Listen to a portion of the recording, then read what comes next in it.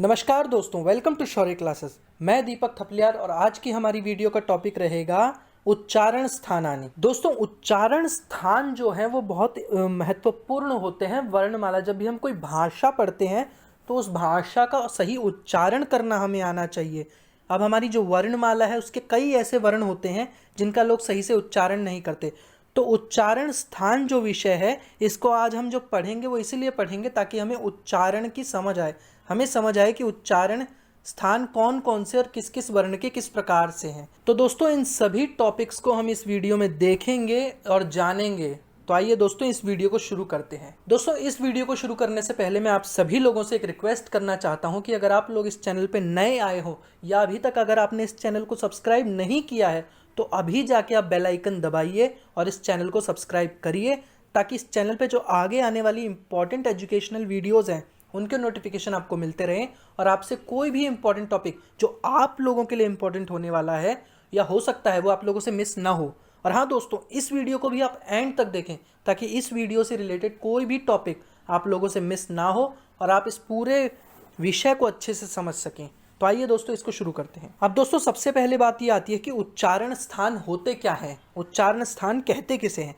तो दोस्तों, किसी भी वर्ण का अगर हम उच्चारण कर रहे हैं तो उच्चारण करते वक्त मुख के जिस भाग का उपयोग होता है, मतलब ये जो हमारी जीभ हमारे मुंह के जिस भाग को टच करती है वो भाग उच्चारण स्थान कहलाता है। उसी वर्ण का, जिस वर्ण के उच्चारण करते समय हमने उस जीभ को जिस स्थान से टच किया है वही उसका उच्चारण स्थान कहलाएगा। और प्रत्येक वर्ण का दोस्तों अपना एक उच्चारण स्थान होता है, ये ध्यान रखिएगा। बहुत लोग क्या होते हैं, उन्हें पता नहीं होता उच्चारण स्थान क्या है, इसलिए वो गलत उच्चारण कर देते हैं, कुछ भी उच्चारण कर देते हैं और उन्हें लगता है वही सही है। तो दोस्तों, ये ध्यान रखना बहुत ज़रूरी है कि हर वर्ण का अपना एक विशेष उच्चारण स्थान है जिसको ध्यान में रखते हुए ही हमें हर वर्ण का उच्चारण करना चाहिए। अब दोस्तों, उच्चारण स्थानों को समझने के लिए सबसे पहले मैं एक चित्र दिखाना चाह रहा हूँ आप लोगों को। ये चित्र जो आपके सामने आप लोगों को दिख रहा है इसके माध्यम से हम समझेंगे कि उच्चारण स्थान कुल कितने होते हैं। तो दोस्तों, सबसे पहले हम क्रम से देखेंगे, क्रमशः। सबसे पहले आता है हमारे ओष्ठ। ओष्ठ कहते हैं होठों को। तो होठ हमारे क्या सबसे बाहर होते हैं ना। तो प वर्ग जो है हमारा वो बहुत ही अच्छा उदाहरण है ओष्ठ का। तो प वर्ग क्या होता है, ओष्ठ से उच्चारित होता है, होठों से उच्चारित होता है। प, फ, ब आप उच्चारण करके देख सकते हो। देखो, जब तक आप खुद नहीं देखोगे बिलीव मत करो, जब आप खुद देखोगे आपको पता चलेगा, तभी आपको अनुभव होगा और तभी आपको याद करने में और सरलता होगी। देखो, अपना अनुभव से जो याद होता है ना, अनुभव जन्य ज्ञान जो होता है बहुत काम आता है। हम सुन के जितने अच्छे से याद कर सकते हैं, जब हम उसका अभ्यास करेंगे तो वो चीज़ हमें और लंबे काल तक के लिए याद रहेगी। तो आप लोग भी अभ्यास कीजिए। सबसे पहले आता है होंठ। होंठ के बाद जो उसके अंदर आते हैं वो है अगला दांत। दांतों को बोलते हैं दंताह। संस्कृत में दंताह मतलब दांत, टीथ।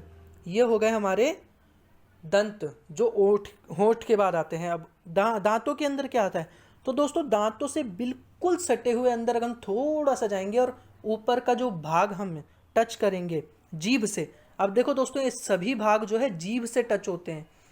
जो अब आएंगे, जैसे जीभ दांतों को जब टच करती है तो वर्ण के उच्चारण में जीभ ही टच करती है दांतों को, तो हमारा क्या होता है, हमारे वर्ण आ जाते हैं, वो दंत्य वर्ण होते हैं। अब वही जीभ अगर हम थोड़ा सा दांतों से अंदर लेके ऊपर टच करें तो हमारे क्या होगी, तालु, वो स्थान है तालु। तो जब जीभ हमारी तालु के स्थान को टच करेगी तो वहाँ से जितने भी वर्ण उच्चारित होंगे वो सब के सब तालव्य वर्ण होंगे। तालव्य वर्ण। अब उसके थोड़ा सा पीछे तालु देख लिया, तालु से थोड़ा सा पीछे हम टच करें वो मूर्धा आ जाता है। और मूर्धा स्थान से जितने भी वर्ण उच्चारित होते हैं वो मूर्धन्य वर्ण कहलाते हैं। अब इन दोनों को, तालु और मूर्धा को समझने का बहुत ही साधारण तरीका बता रहा हूँ जो लोग नहीं बहुत लोगों को पता नहीं होगा। देखिए दोस्तों, सबसे पहले तो जो हम उच्चारण करते हैं श जो होता है हमारा तालु है। आप उच्चारण करके देखिए, मेरी बातों से समझ नहीं आ रहा तो उच्चारण करके देखिए। श जब हम बोलते हैं तो हमारी जो जीभ है वो दांतों के थोड़ा सा पीछे तालु वाले भाग को टच होती है, तो वो हमारा तालव्य वर्ण कहलाता है श। लेकिन हम उसी श को थोड़ा सा और पीछे से उच्चारित करें, तालव्य के थोड़ा और पीछे जाके जुबान को टच करें और तब उच्चारित करें, जैसे श, अभी हमने क्या बोला था श, लेकिन अब हम क्या बोल रहे हैं श, जुबान को थोड़ा सा और पीछे ले जाके बोल रहे हैं। तो दोस्तों वो स्थान है मूर्धा का। तो मूर्धा से श वर्ण उच्चारित होता है और वो होता है हमारा मूर्धन्य। जितने भी वर्ण हमारे मूर्धा से उत्पन्न होते हैं, उच्चारित होते हैं, वो मूर्धन्य वर्ण होते हैं। तो दोस्तों तालु और मूर्धा के अंतर को समझने के लिए बहुत ही अच्छा उदाहरण है, श और श के उच्चारण को समझो। अब इसी के बाद मूर्धा के बाद दोस्तों आता है कंठ। कंठ हमारा गला, गले के नीचे होता है। तो दोस्तों कंठ से हमारे जो वर्ण उच्चारित होते हैं वो कंठ्य वर्ण कहलाते हैं। जैसे क वर्ग हमारा हो गया, अब इसका उच्चारण करके देखो आप खुद, जैसे क, ख, ग, घ, ये जितने भी वर्ण हैं ये कंठ से होते हुए आ रहे हैं, तो इसलिए ये क्या है, ये कंठ्य वर्ण कहलाते हैं। दोस्तों ये थे हमारे उच्चारण स्थानों के आपको बताने का एक प्रयास था, जो छोटा सा। आशा करते हैं आप लोगों को ये उच्चारण स्थान तो समझ आ गए होंगे कि कौन कौन से कितने होते हैं, और आप अभ्यास करोगे तो और आपको और अच्छे से याद हो जाएगा कि ये उच्चारण स्थान आप भूलोगे नहीं फिर। अब दोस्तों जितने भी वर्ण हमारे वर्णमाला में हैं, उन सभी वर्णों को हम इन उच्चारण स्थानों में बांट देते हैं। जैसे प्रत्येक उच्चारण स्थान के आधार पर बंटवारा हो जाता है, विभाजन हो जाता है सभी वर्णों का। अब वो कैसे होता है, आइए चले देखते हैं। दोस्तों सबसे पहला जो है कंठ।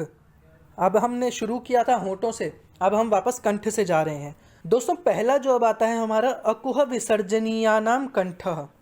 अब दोस्तों अकुह विसर्जनीयानाम कंठः, अकुह विसर्जनीयानाम जितने भी ये हैं इनका क्या है, कंठ है, ये कहा गया है। अब इनके अंतर्गत कौन कौन से आते हैं, तो दोस्तों अ से हम लेते हैं अ आ, दोनों आ गए। कु से हम लेते हैं क वर्ग, क वर्ग के अंतर्गत क ख ग घ ङ, ये पांचों आ गए। अब आता है ह, ह से हमारा ह वर्ण हो गया। विसर्जन, विसर्जनीयानाम मतलब विसर्जन, विसर्जनीयानाम से ले लिया हमने विसर्ग।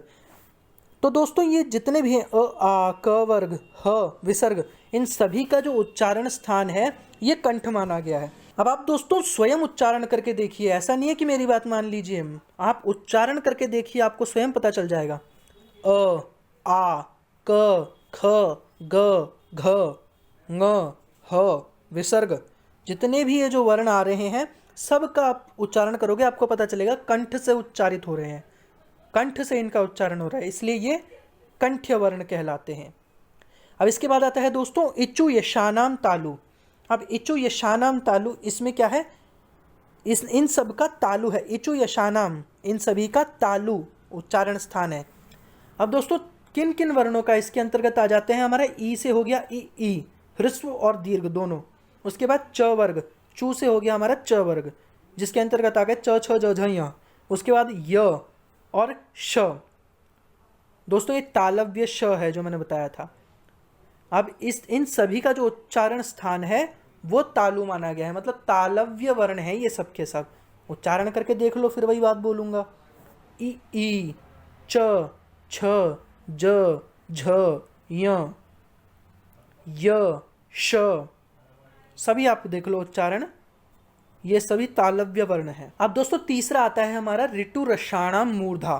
क्या है, ऋतु रसाणाम मूर्धा। अब इसके अंतर्गत दोस्तों आ गया री, ट वर्ग, ट ठ ड ढ ण, र और श। अब श जो है, ये सभी जितने भी वर्ण हैं इन सभी का उच्चारण स्थान क्या है, मूर्धा, मूर्धन्य वर्ण कहलाते हैं ये। मूर्धा क्या है, तालु के थोड़ा सा पीछे अगर आप जुबान को टच करोगे मूर्धन्य वर्ण होते हैं, जो हमने अभी देखा।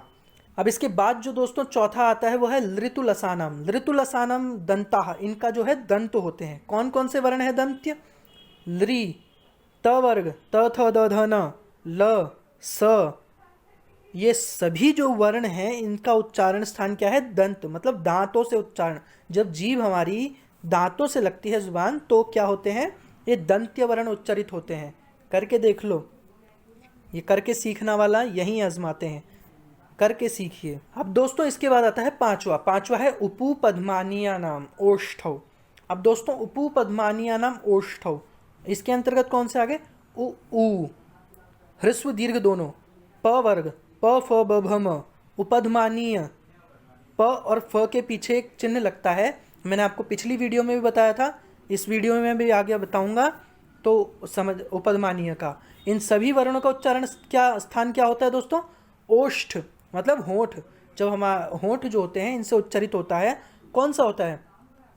ये वर्ण उच्चारित होते हैं, उ ऊ, प वर्ग, उपध्मानीय, इन सभी वर्णों का उच्चारण स्थान ओष्ठ होता है। उच्चारण करके देख लो, कोशिश करो दोस्तों। जुबान जो है उसको, मतलब जो होंठ जो है उनको मत हिलाओ, होंठों को पकड़ लो और उनके बिना आप उच्चारण करके देखो, हो पाएगा क्या इन वर्णों का उच्चारण? और अगर नहीं होता तो आपको समझ आ जाएगा कि यही उच्चारण स्थान है। हर वर्ण के लिए यही तैयार किया करो, जो बोल रहे हैं ना यहाँ उसके कोशिश करके देखो, अगर वो हो रहा है तो मतलब वही है। उसमें भी संतुष्ट नहीं हो तो उस स्थान को मत टच करो, कहीं और टच करो, क्या वही उच्चारण हो रहा है आपसे? स्पष्ट रूप से पता चल जाएगा वो स्थान कौन सा है, किस वर्ण का। ये बहुत अच्छा तरीका है करने का, करना आप ट्राई और हमें बताना मैसेज करके। ये सभी को मैं बोल रहा हूँ, अगर आप देख रहे हो ये तरीका जो मैं बता रहा हूँ, ये करो ट्राई, और अगर इससे आपको जो भी फ़ायदा या जो भी किसी तरीका आपको अनुभव हो रहा है हमें कमेंट बॉक्स में बताएं, तो हमें भी पता चलेगा कि हम जो वीडियो बना रहे हैं उससे आपको फ़ायदा हो रहा है या नहीं हो रहा। अब दोस्तों इसके बाद आता है यम गणनानाम नासिका। अब नासिक्य वर्ण कौन कौन से हैं जो नासिका से, नाक से उच्चारित किए जाते हैं? अब होता है नाक से भी तो उच्चारित होते हैं कुछ वर्ण। अब जितने भी हमारे वर्ग हो गए उनका जो पंचम वर्ण है वो हमारा नाक से उच्चारित किया जाता है, सीधी सी बात है, समझ लो। जैसे य, म, ङ, ण, न, ये सभी जो वर्ण हैं इन सभी वर्णों का उच्चारण स्थान क्या है? नासिका, नाक से उच्चारित किए जाते हैं। अब दोस्तों इसके बाद आता है ए दई तोह कंठ तालु। देखो सब आ गया हमारा, पूरी वर्णमाला हो गई, बचे क्या? अब जो बचे हैं उनको देख लेते हैं। जैसे ए दई तोह कंठ तालु, ए ऐ, जो ये दो वर्ण हैं जो ये कौन से हैं? कंठ तालु।